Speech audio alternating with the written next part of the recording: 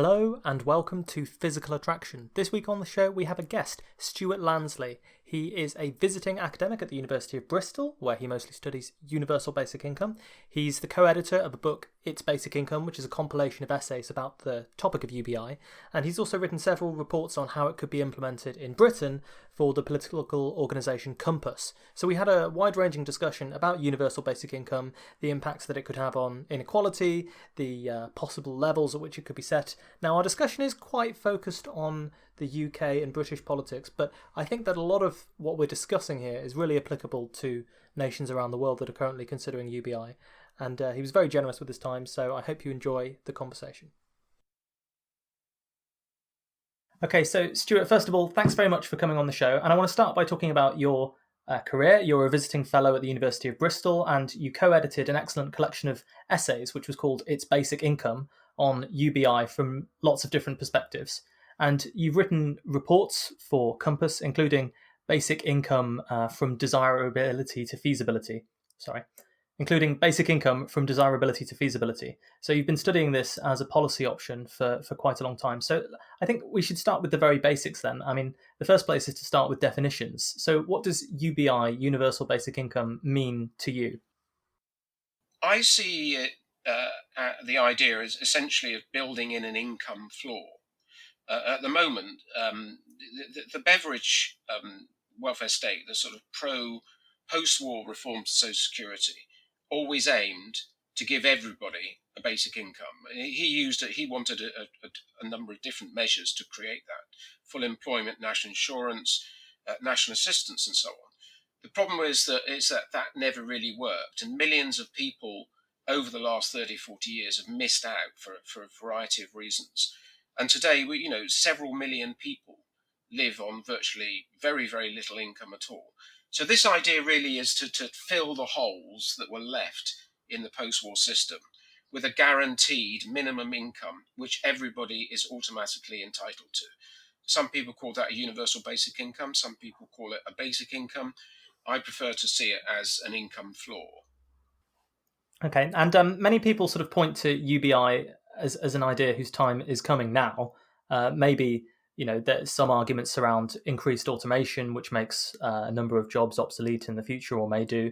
That was the case, for example, the 2020 presidential candidate Andrew Yang. That was a big part of his platform for suggesting it. Others think that it might be an interesting part of a stimulus package to recover from, say, our current corona recession. I mean, it seems like from what you're saying here that you actually view it in a much sort of deeper and longer historical context, going back to, as you say, the post-war social state that was sort of implemented in Britain here. And there were some similar ideas, that were being talked about by the Nixon administration in the 1970s, and arguably, from the technological perspective, the concept that one day, machines and the produce of machines could be divided up to allow us to live lives that were more secure and more filled with leisure. That goes back to Keynes or even earlier.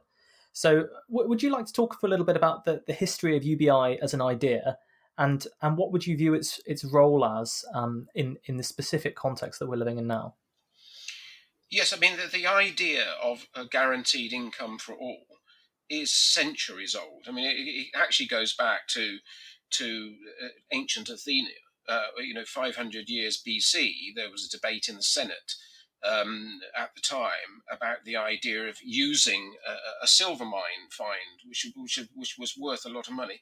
They debated in the Senate whether it should be used to give everybody a basic income. In the end, they didn't. They used the money instead for to build a navy. So, but every couple of centuries, this idea has been surfacing, and we've had these waves of interest over the last century, which come and go. And we're now in another sort of wave of interest in basic income. And there's lots of reasons for that. A lot of it's to do with the insecurity of modern economies. A lot is to do with the fact that there have been a number of trials. A lot of it is to do with sort of shocks to the system.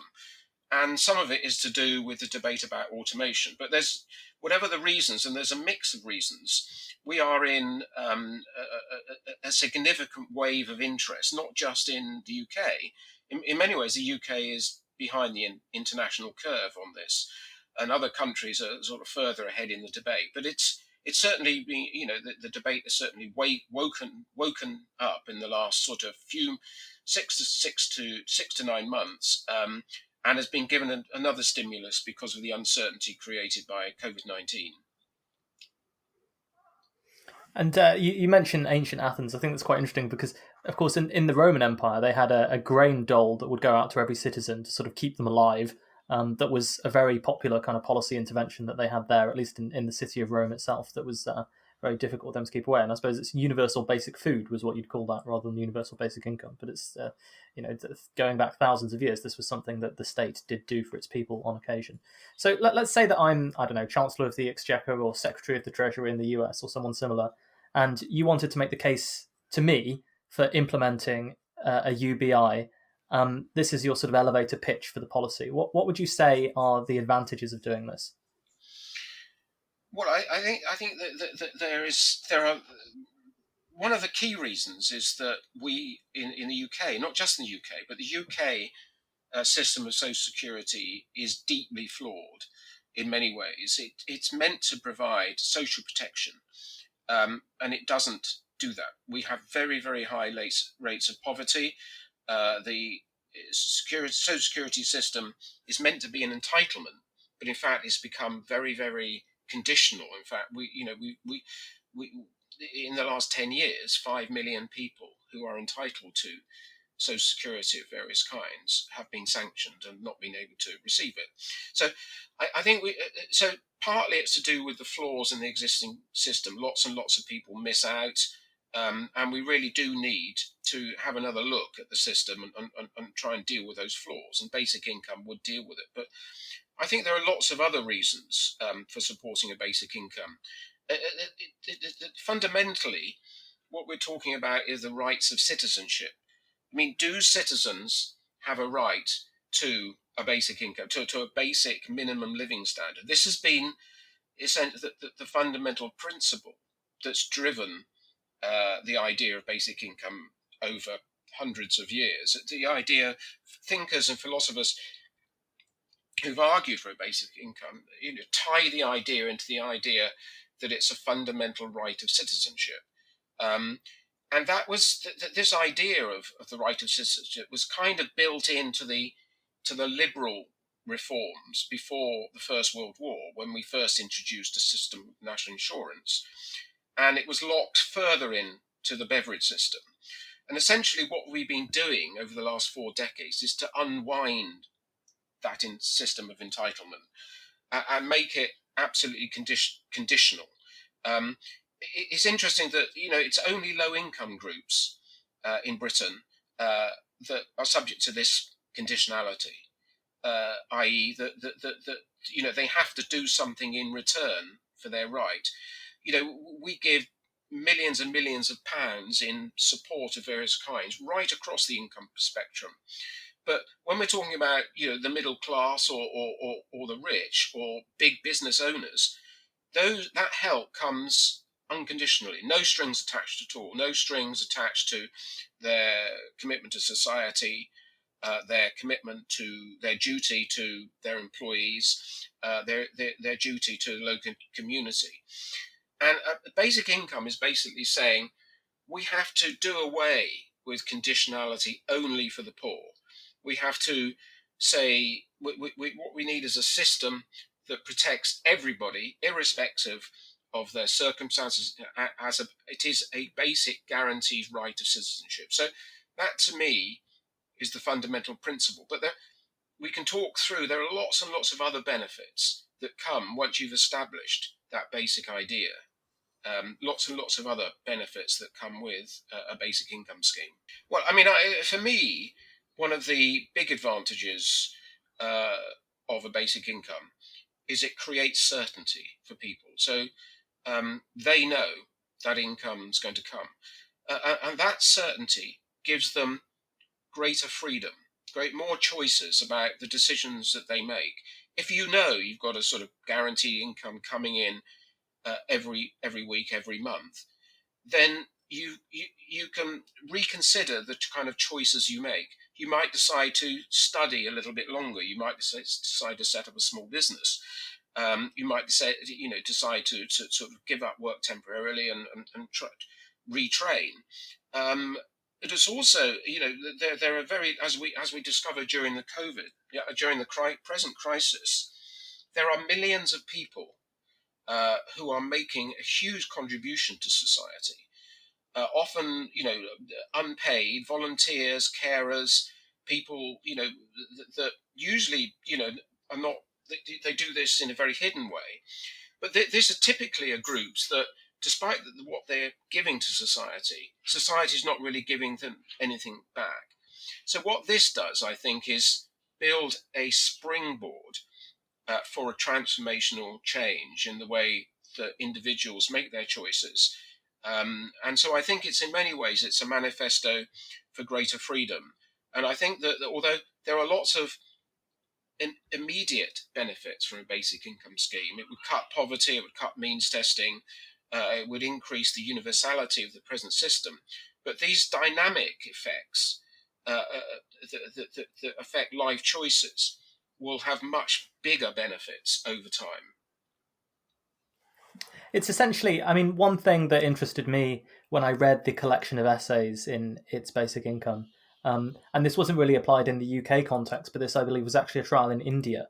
And the point that was made here is that there are lots of people in these conditions where they find themselves in essentially debt slavery, where they owe money to the sort of head honcho of the village or the town that they're living in, and this leads to a set of circumstances that dictates your entire life. You owe money to this person. You have to work for them. You can't ever get a sort of independent income, and you can't ever really break free of the levels of control that these people have over you. And I think this is an aspect of society that we had in Britain prior to the liberal reforms as well, where we would have had workhouses, and the same person who owns the workhouse, owns all of the property in the slums, and they also own the corner shop where you buy everything. And there was this sort of cycle of debt slavery that you had. And although the conditions of a lot of people in the West is probably not quite as bad as debt slavery, what the UBI experiment there in India showed was that actually, even with only a few years of unconditional basic income for people, it gave them the freedom to break free of the circumstances that their life was trapped in. It gave them the security to take risks and start their own businesses and start their own enterprises and pay for the things that they needed in terms of healthcare or repairing their homes or whatever. And I think from this perspective, as something that actually sets people free to do something that not only do they find more fulfilling, but they'd actually be more productive doing. I think that is a really good case for UBI. I mean, do you sort of view it as a way of having, I guess, what you might call a more dynamic economy in terms of people shifting from occupation to occupation? Because we talk all the time now about how technology is going to come along and make various different occupations obsolete, and the key is to allow people to retrain and do something else or learn to code or whatever it is that people say. But if you don't give people the basic security to make those decisions and make those choices, that yes, I am going to be able to do some training here and survive on the UBI for the next few years, then people are going to end up trapped in a situation where they're just paying their bills with the pay packet that comes in at the end of the week, and they won't actually be able to have access to any of that social mobility that people would like to talk about for them. I mean, I don't really see the fundamental goal of a basic income scheme to improve productivity rates. I mean, it may well have a side effect of improving productivity. I think it's mainly about it's mainly a social idea. It's mainly about improving people's opportunities and choices. It's giving them an income base which enables them to become more secure, and that of itself will have important benefits for society. All the evidence from the trials that have been done, including the Indian trial, is that it does have a significant increase in general well-being. People feel happier, they feel more secure. They're more likely to uh, move away from situations in which they've been trapped. They might refuse to take low-paid jobs and set out, to try and find better types of work. To some extent, what it does is it will raise uh, the bargaining power of the workforce. I mean, we know that at the moment, the sort of bargaining power is loaded very much in favour of employers, in favour of boardrooms and big business, and workers, particularly workers with low skills or at the bottom end of the educational range, have very very limited choices. This will rebalance some of those choices, because it will mean that people simply don't, merely to survive. They don't have to take the first job that comes along. It just opens up these opportunities, and that of itself will have a big rebalancing effect. Now, some of these social advantages and advantages in terms of well-being may also turn out to have positive impacts on productivity, on the economy, on the way the economy runs. But I don't think we should see that as the principal goal. The principal goal really is to release everybody from the kind of shocks and insecurities that we know modern societies are increasingly subject to, and just to give them these opportunities that to increase the levels of choice that they're able to make in society. It's interesting because quite often politically we pose there as being a dichotomy between the levels of freedom that people have and the levels of security that they're entitled to. So you see this, for example, in terms of people when they're picking a career, they can pick the secure job that is going to be reliable, or they can try and do something that's a little bit more adventurous that might not give them the same level of income security. And of course, in terms of defense and domestic policy and things like that, there's always this trade-off that's seen between freedom and security. But the role of UBI in this context is to give people security, which then gives them freedom. Yes, and I mean, it's possible that people might be more willing to take risks. Um, they might be more willing to set up a business because they know at least they've got something to fall back on if the business takes a little bit of time to get going, or doesn't work, or they might be more likely to go and retrain, or to try and gain new skills. If that happens, then those are all positive things for the economy more widely. So yes, I think there will be people will be more willing to take risks, and that of itself may have a wider positive benefit for the wider economy. So, as your report points out, one of the interesting aspects of UBI is that it has support from figures on both the right and left of the political spectrum. We've talked about Richard Nixon, this being a policy proposal during his administration. We know that, for example, I think in the UK, the Green Party supports a UBI. And similarly, I think it's got some interest from the Liberal Democrats as well, who are the centrist party in British politics at the moment. So, given that the UBI seems to be popular amongst people from all different realms of the political spectrum, to what extent do you think that's due to these figures having different definitions of what a UBI actually is and what it would be for, and of course what level it would be set at as well? Yes, I mean, it's certainly true that through history, um, the idea of a basic income for all has been promoted by figures on the right as much as the left. Um, but these people who come from different political views have very different ideas and concepts of what a basic income scheme is. So the negative income tax scheme that was looked at by President Nixon, and she nearly came close to introducing one in the early 1970s, was actually the brainchild of the pro-market economist Milton Friedman. And now Friedman's ideas and various other colleagues from the pro-market school saw basic income as a way of reducing the size of the rest of the state. So they said, right, what we do is we give everybody a minimum income, and then we don't need to. Then people can pay for their own education, they pay for their own health. We can really cut the level of public spending. So they saw a basic income, and the right today still see it as a way of substituting for other parts of the welfare state. The left see it as an addition to the welfare state. So i.e., that it's certainly not a way of dismantling other parts of income support or other starts to the welfare. So they see it very much as a way, as an additional tool in trying to improve the security of society and the welfare of people. So yes, um, and this debate hasn't gone away. Of course, there's also within the left as well. There is a big debate in Britain and elsewhere. Basic income is a sort of Marmite issue uh, on the left. You either love it or you hate it, and there's quite a lot of people on the left who hate it. Um, I sometimes see basic income as an idea a little bit like some of the big reforms of the last 100 years. So if you take the National Health Service or the national minimum wage, for example, but those are both ideas that had been campaigned for 30, 40 years before they were implemented. They were very, very controversial.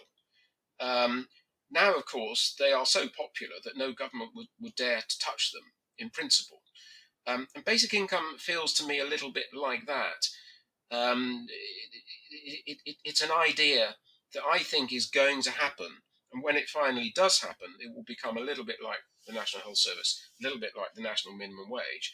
It will become fundamentally, it will be incredibly popular amongst people, and no government would ever be able to play with it. So historically, I think we're probably we're about it in the mid 1930s in relation to the National Health Service. We're probably in the sort of mid 1990s in relation to the national minimum wage.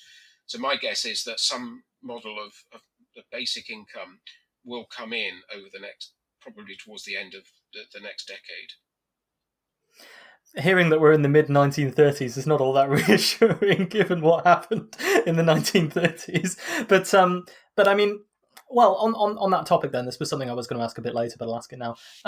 Do you think that in light of the coronavirus pandemic, which everyone has said has obviously caused this huge economic shock to society and to the socio-political ruling order in a lot of different countries, and has raised questions about the social contract between citizens and governments and all sorts of things like this. Um, do you think that has accelerated the introduction of a UBI? I mean, we've seen, for example, in America, they've done a sort of a one-off helicopter drop in the Friedman style to people of $1,200, which is something that, again, you might not have imagined happening prior to coronavirus, but is close to a sort of one-off version of a UBI stimulus payment. Do you think that the cause of the UBI has actually been accelerated by COVID-19 and the economic fallout from that? Oh, it absolutely has. I mean, I've been campaigning around basic income for several years, and until COVID-19, I would say there was no more than the handful of MPs in the British Parliament that were in favour of basic income. Uh, since the start of COVID-19, uh, there's been a huge increase in the number of parliamentarians who are calling for a recovery basic income. There is a working party of peers and MPs, which was set up a few months ago, which is looking at a basic income, and that's a cross-party. There are no conservatives on it, but every other party is represented. There was a group of 150 MPs and peers signed a petition calling for a recovery basic income. The Department of Work and Pensions Select Committee of the House of Commons is examining the case for basic income. So, it's certainly got political legs, and it's because of that it's not going to go away. And of course, one of the reasons why is if we'd had a basic income system in place in February when this crisis first emerged, we'd have had an automatic economic tool which could have raised the level of demand in the economy, because we could have simply increased uh, the rate of basic income. What the government have been doing in order to try and keep the economy alive is come up with a number of different schemes, the furlough scheme, that sort of changes to universal credit and so on. This would have given us one instrument that could have done it all automatically, quickly, without any great, huge administrative cost. Uh, and that's part of the reason why I think there has been this sort of huge increase in interest amongst parliamentarians, because they suddenly see here's an instrument that not only has these long-term social benefits, but they are also a very, very important instrument for helping with these big shocks to the economy. And it's a sort of dynamic response. I mean, it's interesting. I've been talking to a few people about the COVID-19 recovery, in particular with respect to climate change, which is my sort of main area of specialty. And the interesting thing is that we have these systems like the furlough scheme at the moment, which are preserving the jobs that exist in amber to a certain extent. And there's actually a question about whether, when you have this sort of economic disruption, it makes sense to try and preserve all of the jobs that currently exist, or whether it's actually more pragmatic to accept that some of them are going to go and some of them will be unsustainable. I'm thinking, for example, of the US shale industry, which was never making money and is now starting to collapse. And actually, if you had something like a UBI, it gives people that safety blanket to say, okay, well, I'm not going to get my job back in the shale industry, but I can, retrain and look to start a different career. So it's sort of it's not necessarily, again, it's sort of this productivity argument, I suppose, but it's increasing the resilience and the malleability of the economy when it's faced with a shock like this. If people have something to fall back on, rather than just sort of having to take whatever job is on offer for them. Yes, I mean exactly. It's a way of at the moment. The problem with the economy is as much a supply side one as a demand side one. But once once people start going back to work, you will have solved the supply side problem. Once the factories start reopening, the shops start opening, which of course has been happening. So the supply side problem is slowly being solved, but what's not being solved is the demand problem. We still have a huge collapse in demand because the best estimate is that the total level of income has fallen by about a fifth over the last 3 or 4 months. Now, some of that income will be revived as people go back to work, although, of course, the furlough has been keeping that going. But unless we fill that hole, the economy is going to remain very, very weak with high levels of unemployment. And so, the chance that there's going to be a crisis package this week is there's various options being talked about. Cutting for try and stimulate demand. Well, here again, you see, basic income would be the answer, or a key part of the answer. You could do it simply by child benefit. I mean, we do have child benefit is effectively a basic income for children. It goes to every child. It's guaranteed, and it's only clawed back from people above over the higher rate of tax. So you could simply increase child benefit. Child benefit goes to I think it's something like 7 million families, 11 million children. You could simply raise child benefit by £20 a week for 3 months. That would immediately have a huge impact on the economy. It would be extremely simple to administer. You wouldn't have a sort of need for a new bureaucracy to do it. And yet the government, I've been part of a big campaign to try and lobby the government to try and increase child benefit as a way, partly as a matter of protecting families from falls in income, but also as a way of trying to get the recovery going more quickly. So far, they haven't done that. So, there's a possibility they may do that. But we do already have a sort of partial basic income scheme in operation for children, which could be deployed in the present situation. It's interesting. So, I want to come on then to some of the more classic objections to UBI that are constantly raised. I know there's a great deal of scholarship that answers these questions, but I'd like your perspective and opinion, and it wouldn't really be a complete interview if I didn't ask about some of these issues. So I will raise them in the order that my dad put to me when I first mentioned that I'd be doing this interview on UBI. I won't quite imitate his voice, but you'll get this perception that this is the sort of counter arguments that people make. So the first one is, how can we afford to pay for a UBI? Well, the model of UBI, I mean, how expensive it is depends entirely on the level that's paid. And what we're advocating, or the work that I've done, is advocating what we call a modest basic income. I've got quite a low starting point, which would be £40 for a child, which is roughly the double the current rate of child benefit, and £60 for an adult per week. That's per week. That's the equivalent of 10,400 for a family of four a year. Now, that's not enough to live on, but given that it's guaranteed, it's a very, very substantial income floor below which nobody would fall as a starting point, and we would raise that over time. Now, with a few tax adjustments, we believe that scheme would have no net revenue costs at all. You could implement it overnight with just some small tax changes.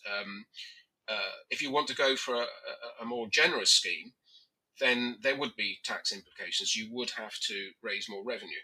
But we believe that any initial costs of setting up a scheme would be more than returned over time with these dynamic effects. The dynamic effects in terms of better well-being, better health outcomes, a happier society, all these things, plus potentially economic gains as well, through people making better choices about work and so on, and higher levels of training, and more small businesses being created, would increase the size of the economy and therefore help to pay for it in the short term. So, but also, I think that we need to.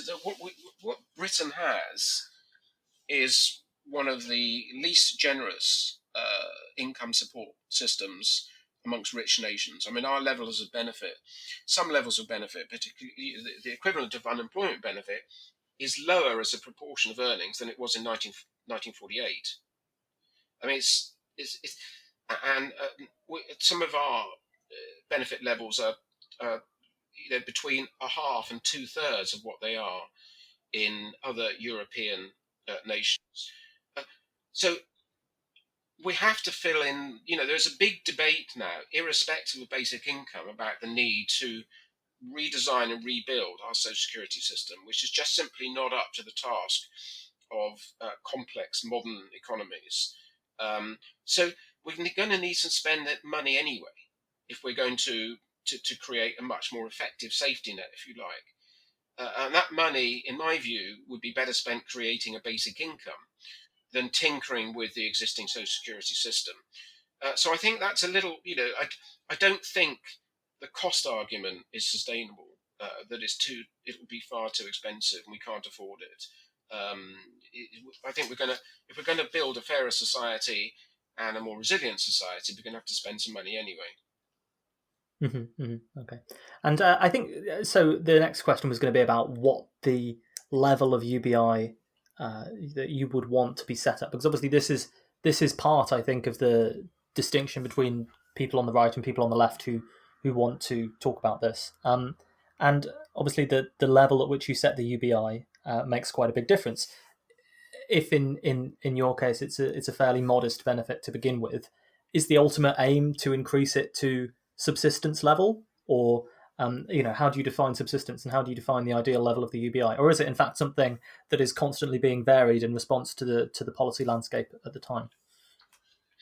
Well, I think there are two broad approaches to basic income. The first is what you might call the Big Bang approach, which would sweep away the existing social security system, would pay basic income levels that are enough to live on, i.e. probably above subsistence, triple the kind of rates I've been talking about. And the main advocates of the Big Bang scheme come to it from the argument that it's a sort of post-capitalist, post-work utopian world that they want to create, and they see that a basic income at very, very generous levels as a critical element of this transition to a sort of post-capitalist society, when people won't have to work anymore. Um, I personally am not, I'm not in favour of that approach. I think we need to maintain the work ethic. I think work is still an important source of enjoyment and pleasure for people. And what we should be doing is creating a floor that is way below a sort of Big Bang level. That maintains the work ethic, but does have this great expansion of choices open to people. So that's why, and we believe also that it's important to introduce a basic income over time, because we know when we've attempted to reform the social security system using these kind of big schemes like tax credit and universal credit, have been very complicated, and they've caused all sorts of problems and upheaval. And so what we want to do is just introduce a very, very simple reform, which would be pretty straightforward and wouldn't interfere with the rest of the system. And we'd simply create this income floor underneath the existing system. And then we gradually raise it over time. Probably, and we'd start, as I say, with £40 for a child, £60 for an adult. We probably raise, double that over, say, a decade or 2 decades, as resources become available. So it's a sort of incremental, gradualist approach to the introduction of basic income. Now, not everybody who's in favour of basic income agrees with this approach. I mean, as I say, there is a big debate amongst the basic income community about what the level should be, and whether we should be going for something more like Big Bang or something that's more modest. And that debate yet to be resolved.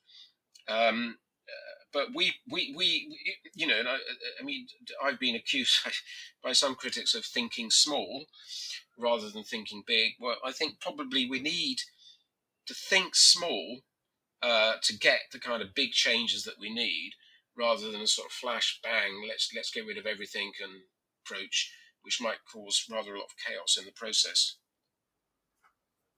So I think it's interesting. I mean, there's a couple of questions that I had here that I think the fact that you're advocating for a more modest basic income does really answer those.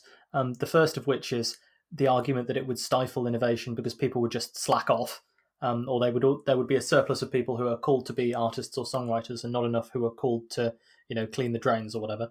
And of course, then there's also a concern about macroeconomic impacts such as inflation. But if what you're doing is effectively not changing the government's balance sheet that much, then I suppose you don't need to worry about that to the same extent. But I suppose on the first point, then, if we did eventually get to a society where the basic income was set high enough that people could live off it, I mean, do you think there's any validity to the concern that people would be that the sort of capitalist Darwinian approach to competitiveness and so on that drives a lot of innovation and economic activity would go away? Or do you think that's a sort of naive approach to these things? Well, I mean, I think I don't think we should be. I don't think we should use basic income as a way of imposing a sort of model of the economy from top down. I.e., so for example, the Big Bang School see it as a way of creating a post-work society. I think that's for people to decide. So that's why we prefer a scheme that would it wouldn't take away the incentive to innovate, to work, but it would give people more choices. And if the people's choices are to transit towards a different sort of society, so be it. So changes will follow. Um, so I see it very much as a sort of, it's a way of expanding democratic choices, a way of bottom-up change to society that is people-based rather than government-based or academic-based or big thinkers-based. And the sort of technology, um, the technological change process, which is going to happen quite independently of whether we have a basic income or not, um, is one of the issues that will run in parallel to what's happening. But what basic income will do, I think, is provide a degree of protection from the inevitable upheaval of the of the revolution that's already started and will continue. And I think that's going to be another reason. It's another reason, but it's not the only reason why basic income will become more heavily debated. But it will help to stimulate the debate, and it could be seen by and is already being seen by many as the answer to the risks associated with a very big set of technological upheavals, the robotic revolution, and so on. So I see these things going kind of in parallel. I see basic income as a way of building security into society, giving people more choice, and that will help us move towards a kind of society that is more people based. They will be deciding whether they work longer hours or work less hours, or are happy to earn a little bit less in order to spend more time doing music or art or gardening or whatever. So I see it as a way of actually building um, much more secure, well-being based societies, not as a way of a big economic explosion, or managing a transition to a non-capitalist society. I don't see it like that. If we move towards a non-capitalist society, then that will be by choice rather than by diktat. Mm-hmm. Okay, that's an interesting perspective that I haven't seen advanced quite so often. So, thank you for discussing that. I mean, we've talked about technological change. UBI is quite popular among Silicon Valley types, and I think that kind of makes me wonder sometimes, because I think that a lot of them view their job as being inventing technologies that make broad swaths of people redundant. And then the reason that you're supporting a UBI is to prevent there from being a revolution against Silicon Valley, in much the same way that you had, Roman aristocrats supporting the grain dole in Rome, which would prevent the plebs from getting too willing to rise up and depose them. And that actually allowed them to maintain a very unequal society for longer than they might have done otherwise. So, I mean, if this were to be the case, and in the support for some of these billionaires for UBI, do you see a risk that we could end up with a two-tiered society between the minority that own the digital means of production, I guess you could say, and then the vast majority of people who are mostly dependent on a subsistence UBI or a slightly below subsistence UBI plus whatever gig work they can get from the economy that's there afterwards? Well, we already have that. I mean, we already Yeah. we already have a society uh, in which large sections of the workforce are dependent on very poor and insecure jobs in order to enrich the few. Um, so I mean, there is. I mean, yes. I mean, I'm. It's interesting that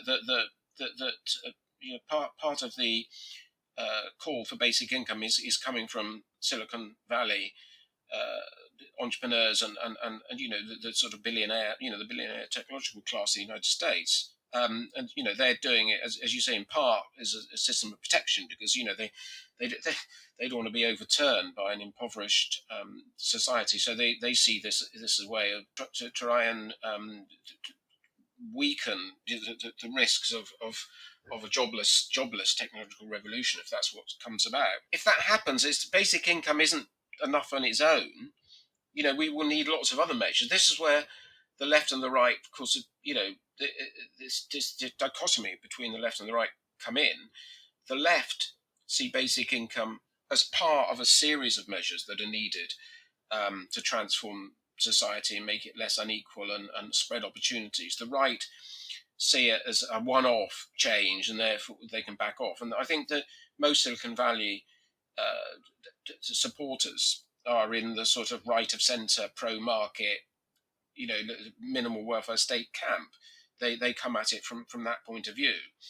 But not all of them. I mean, some of them don't. But uh, so we have to be a little bit wary of their vision, if you like, and the consequence of it. So, I mean, speaking on this subject of inequality, then in a more unequal society, one concern surrounding the difference between a UBI and means-tested benefits, where we go through and give benefits to people who are most in need of them financially, however harsh the means testing can be, is that when you have a UBI, you will always end up with a UBI giving some money to those that don't need it. Bill Gates will get a UBI, etc.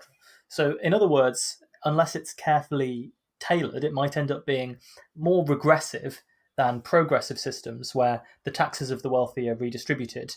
Now, I know that some of the modelling that you've done in your reports actually tackles this question as it would shake out in the real economy. So, what do you find from that in terms of the UBI's impacts on inequality?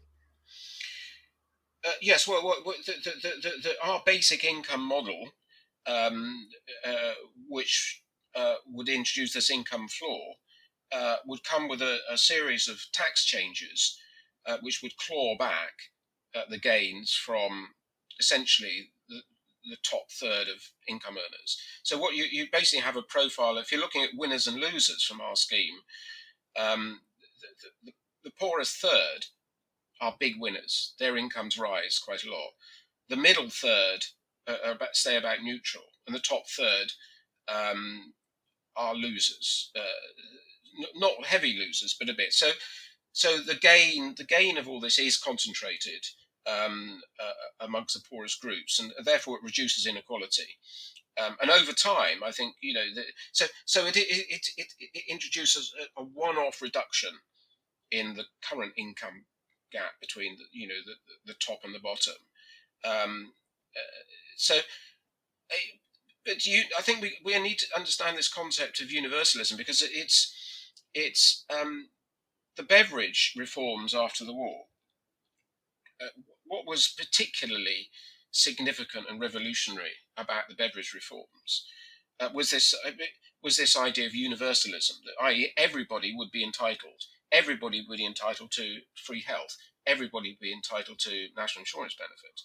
Yeah, billionaires can use the NHS if they want Yes, to, if yes. they choose to. But before then, the piecemeal system of social security that existed before the war was entirely means tested, and the means tested was universally hated uh, because it requires huge interference into people's lives, and you had a sort of coercive state administering it. And the people loved beverage because they saw this as an end to the means test.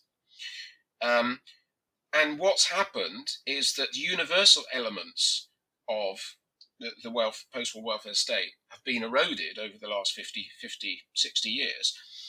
And the means tested selective elements have expanded hugely. And so we've ended up with a little bit like the pre-war system, only a more generous pre-war system, but still with all the elements of the sort of coercive disciplinary state that decides whether you're entitled to it or not. And so, what a basic income would do would take us back towards to the beverage sort of vision of a more universal system, and less reliance on means testing. And as the income floor that we're talking about rises over time, then the level of means testing would also fall quite significantly. So I think if you're looking at this reform in a slightly medium term perspective, over the next two or three decades, rather than the immediate impact, I think it's a sort of scheme I think Beveridge would recognise and support, and would move us away from this emphasis on coercion. I mean, it's very interesting that the government has during the lockdown period, when the local job centres have been closed, the government has suspended the sanction system. And there's been, quite a lot of debate as to whether they would restore it or not. Well, they have. So the job centres are opening again this week, and condition the sanction system is being reimposed. But this time, of course, before lockdown, we had roughly 1 million people, or I can't know the exact number, it's something like 1 to 1.5 million people were on the books. Now it's nearly triple that. So we should very briefly explain, sorry, for listeners outside of the UK, where there are a few, that we actually have job centres and the benefit system, the unemployment benefit that you can get in the UK. It can be stopped or taken away from you if you miss a certain number of meetings or if you don't apply for a certain number of jobs over a certain period of time. That's what we're talking about when we talk about sanctions. Yes, I mean, that's right. I think I said earlier that 5 million sanctions have been issued over the last 8 years.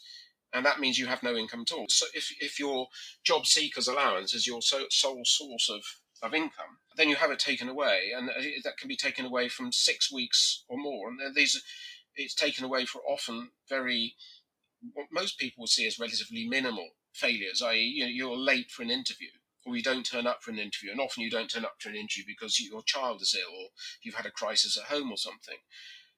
So it's a particularly vindictive system. And the thing about a basic income is it would immediately take away sanctions. Because it would be an absolutely basic right. It wouldn't come with those conditions. So you could dismantle the whole DWP mechanism for managing the sanction and conditionality process. This, of course, there's an element of controversy about this concept. But as I think we need to look at this idea of conditionality right across the whole of society. This sense of that rights come with duties needs to be rethought, not just in terms of the current social security system, but the balance of rights and duties for everybody. And I think what COVID-19 has illustrated is that there are these millions of people in Britain who are giving a lot to society, whether they be low-paid workers working as carers or, working in transport or working as delivery drivers, who are very much at the low-paid, insecure end of the job market. And then there's this huge army of volunteers, most of whom are unpaid at all, who fulfil the duties of citizenship, but don't get very weak rights in the process. Whereas if we look at the richer end of society, entrepreneurs, financiers, bankers, the well-paid middle classes, who get very well rewarded, but are not asked to fulfil any duties to society. So I think it's time, that this seems to me that the reintroduction of sanctions that's taking place this week is a huge opportunity for us as a society to rethink this whole concept of reciprocity, as it's known, as the reciprocity system that was introduced after the war, that then applied pretty well across society. So you had big business kind of signed up to it in this kind of social contract. They signed up to the post-war reforms, and they accepted that they had social responsibilities as well. That we really need a new social contract that looks at this question of social duties and rights right across the system, that increases the rights at the bottom and increases the duties at the top.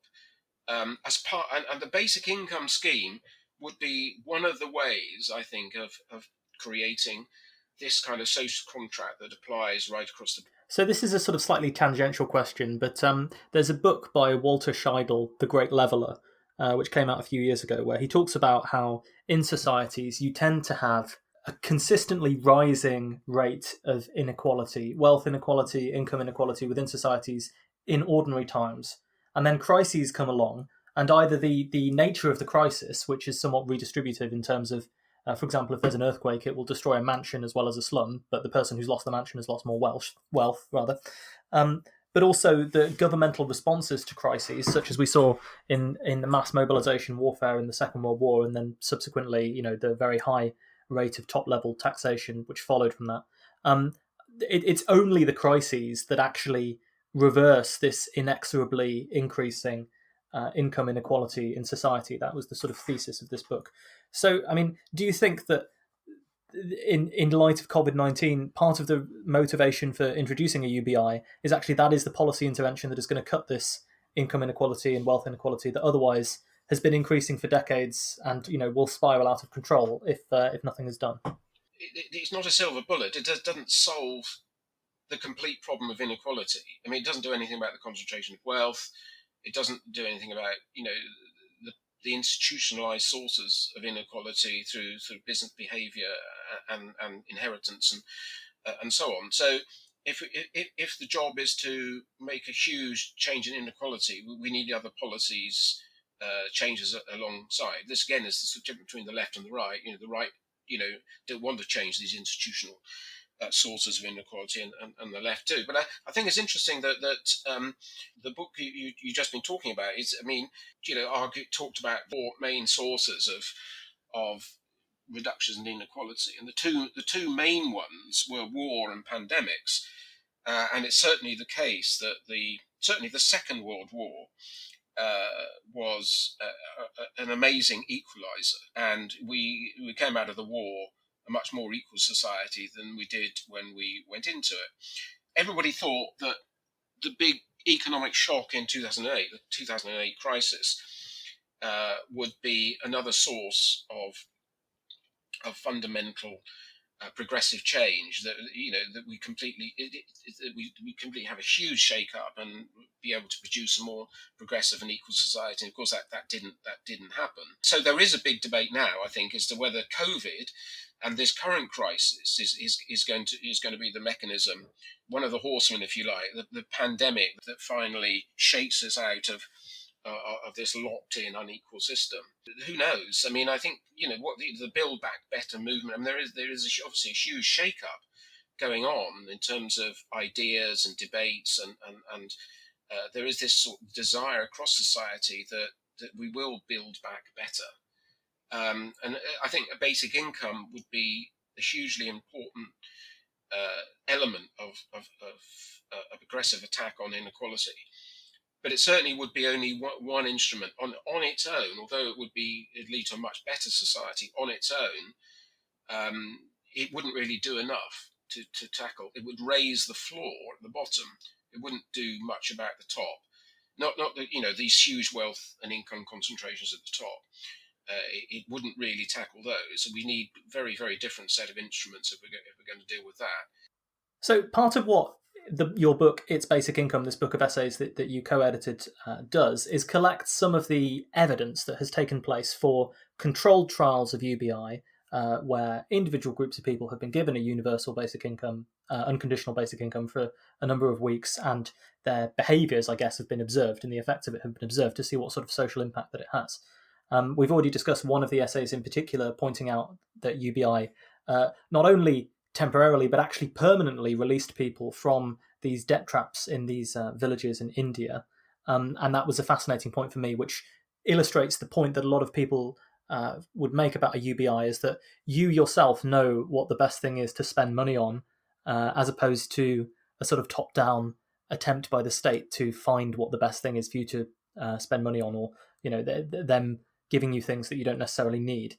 So there's several different trials that are explored in this book.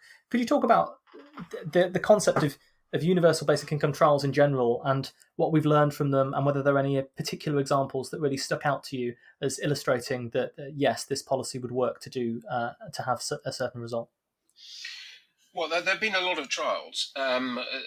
It's probably been about 15 trials over the last 3 or 4 decades in the United States, in Canada, several in Europe, several in developing economies. And the most recent trial is the one that was held in Finland, which ended about two years ago. It was the thing about all these trials is then none of them have been, pure trials of a basic income. I.e., they're not. They tend to be select groups, or they tend to be testing particular examples of the impact on social policy. So let's take the Finland scheme, which it was a 2-year scheme. They enrolled 2,000 unemployed individuals, and they gave them they took them out of the social security system, gave them a basic income instead of unemployment benefit, and made it clear that if they got a job, they would keep the basic income and wouldn't lose it. What they were really interested in was whether it would increase the incentive to work. And that trial is over, and the final report of the evidence about the impact has shown two main things. The first is that there was a spike in well-being. That group were much happier and more reassured and less depressed as a result of the basic income scheme. The effect on work was rather marginal. There wasn't much evidence that it encouraged people. It did a little bit, but it was so.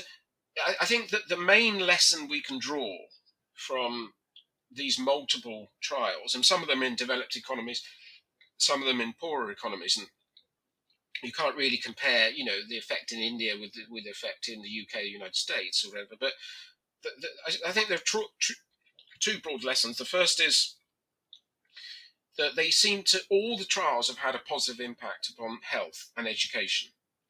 So in poorer countries, there's been a huge increase in health. People much less stressed, and there's been a remarkable increase in children going to school and staying on in school. But the evidence is also that it doesn't have a huge positive impact on the incentive to work, but it also doesn't undermine it. So one of the fears of the anti-BI school, that it would greatly reduce the incentive to work, the evidence doesn't really support that. I'm not part of the school who believes that we need a trial. I think we can learn. Trials take a long time. They can never be a perfect basic income scheme. I think we know enough about basic income now that we could actually start implementing a scheme, if you like, incrementally. So we could, for example, raise child benefit and introduce a scheme for young people. I think we should introduce a scheme, basic income scheme, for 18 to 25-year-olds, for example. And we could do that, and we could certainly test the impact of it, but it wouldn't be a trial. So I think we've moved beyond the stage where we need a trial. I can see trials are very useful because they raise the level of debate and they raise people's consciousness of the idea and so on. And it may be we still need a trial in order to. But I mean, we didn't trial the minimum wage, introduction of national minimum wage, did we? I mean, we didn't trial national health system. So I slightly fear that the campaign for trials is kind of a way of it's a bit like setting up royal commissions. It's slightly a way of it's prevarication. But I think I think the evidence we have is pretty positive about the various schemes that have been looked at, and I think we can draw some positive lessons from those. And there's always going to be the objection that you sort of raise with trials that you can't extrapolate the behaviour of a whole society from a trial of a small group, and the people know that they're in the trial, which has a certain impact on how they'll behave. They know that they're being sort of monitored for the future of this idea, and also that, of course, if you are only applying it to a small group, you don't have the sort of interaction impacts when it's deployed for the whole society. So there's always going to be a limit to what you can learn from any trial that isn't on the scale of actually implementing the whole policy in the first place. Yeah, so just as a sort of final question, then I want to ask, what does the landscape for UBI look like now? Then we've talked about it a little bit in the post-COVID world, but are there proposals advancing through different legislatures? You've said that you think it's inevitable that it will be implemented. How do you see that happening?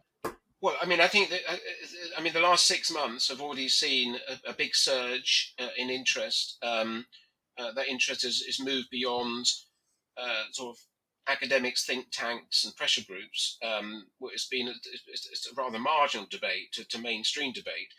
In the last few months, you've had the Financial Times in an editorial has called for a